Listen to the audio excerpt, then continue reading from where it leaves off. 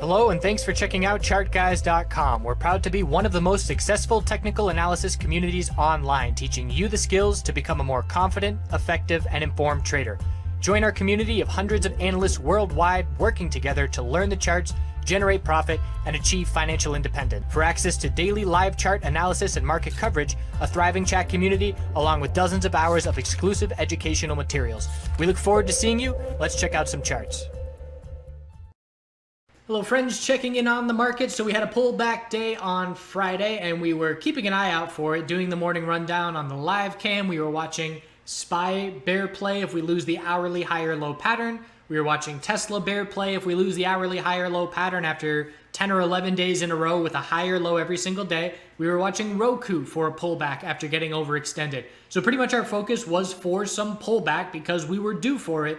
And it was the kind of scenario where I head into the morning, and if I get the setups that I'm looking for on the losses of hourly uptrends, those are trades to be made. And if I just don't see that and the bulls keep their movement in their favor, then I just don't trade. So I don't adjust my game plan in the middle of the day to say, oh, it's not going as I was anticipating, and then try and scramble and find trades from there. It's either the trade comes to me and what I'm expecting is the more likely scenario, or I don't trade that day. So we ended up with that pullback happening. Looking at SPY on the hourly time frame, it was a clear, if we take off the extended hours, it's a bit more clear. Just little higher lows every day. 297.92, 297.99, 298.52.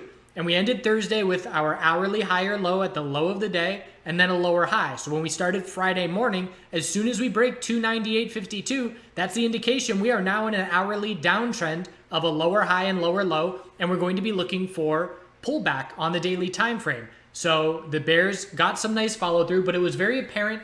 And this doesn't happen very often, but the tech sector saw a major sell-off, and there was what we call sector rotation really visible on a one-day time frame, in the sense that the tech sector was selling off in a big way and the financial sector was holding on very strong. And the S&P 500 held on, I would say, well, all things considered. QQQ was down over 1%. At certain parts of the day, SPY was not close to down over 1% because XLF held on strong. And then we saw the bounce from the bottom, which ended up being pretty significant, was again, the financial sector bulls breaking the high of the day and keeping the sector strong. So we saw a sell-off in some of the cloud names and in some of the semiconductors and the tech sector, but the financial sector is what was holding on strong. It looked to me like profit taking in the tech sector before we get into the heart of the tech sector earnings in the coming week or two. So for SPY, if we look at the hourly downtrend now, low, lower high, lower low, the end of the day bounce was just an hourly lower high.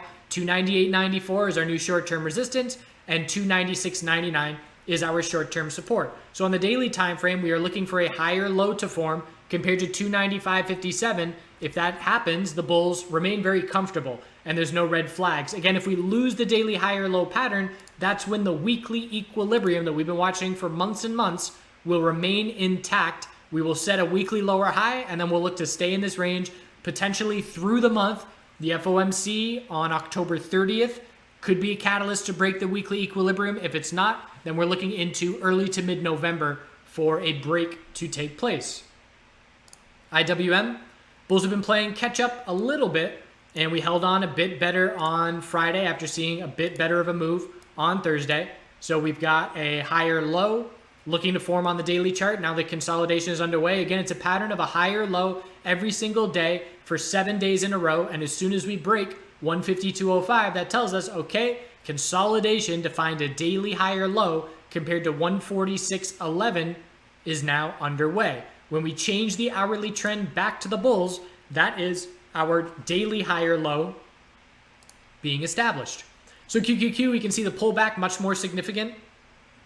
We're now looking down at 190.65, which is still holding. Again, there's a base of support there with 3 lows in the last 6 days. And then there's a gap to fill at 189.43 if that level were to break. We have an hourly lower high of resistance to be watching from the end of the day on Friday. Hourly lower high is 192.54. Anything under that keeps the hourly downtrend in control. For the bulls to shift momentum, we have to hold 190.71 and then break 192.54 to change the hourly trend. So we're looking for a higher low on QQQ. XLF, again, much stronger. It's a potential bull flag at this point. We already saw one bull flag get confirmed. Here's our second bull flag attempt. Anything above 27.53 is a daily higher low, and the bulls need to see a break of 28.26 to see continuation. And again, I'm just going to be watching Monday. Is the financial sector, are the bulls holding up? What's the direction these major sectors in the S&P 500 going? Because again, it's unusual to see the tech sector hit lows all morning and the financial sector hold on just around the high of the day all morning. But when that happens, there's definitely clues that we can get by watching those two sectors as to what to anticipate for the S&P 500 for that day.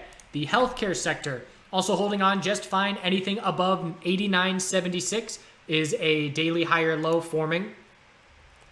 Bulls are hoping for a bull flag, still possible at this point. We would need to see an hourly trend change back to the bulls, likely on Monday, if XLF or XLV or any of these names are going to be daily bull flags. Biotech sector pulling back. Short-term support is 76.41. Bulls are trying to hold that level to keep full control on the daily time frame. But again, we're keeping in mind, bigger picture, a lot of these names, we're looking for weekly lower highs to be set. So even though we still have daily uptrends, we know not to be too bullish because we know the most likely scenario is for a weekly lower high to form sooner rather than later.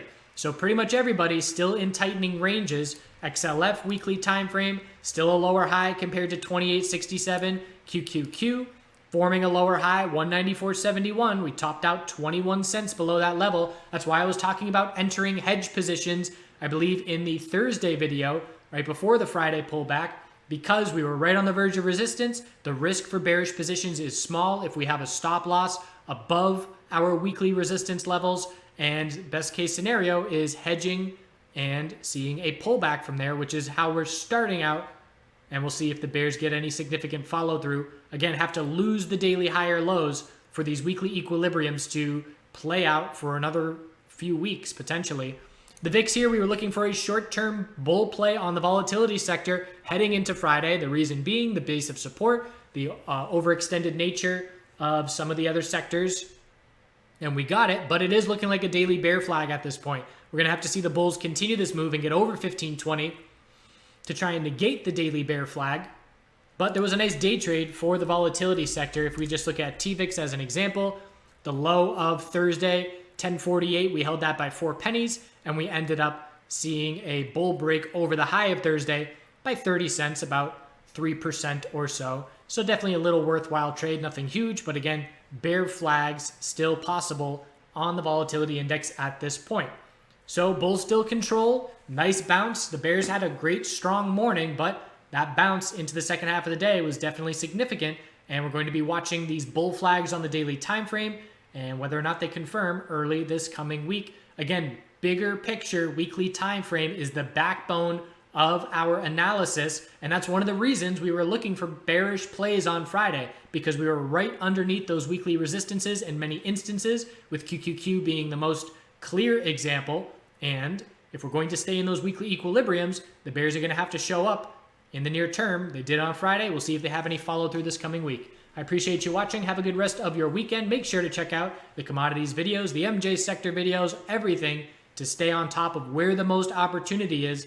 I trade the cryptocurrency space when there's opportunity there, and I leave it and don't touch it when there's not. But again, having that confidence to be able to bounce around to where the best scenarios for trading are, whether it's volatility and volume or whatever kind of style of trade is your bread and butter, that keeps us from forcing trades, and it keeps us keeping the opportunity at our fingertips. Have a good forever.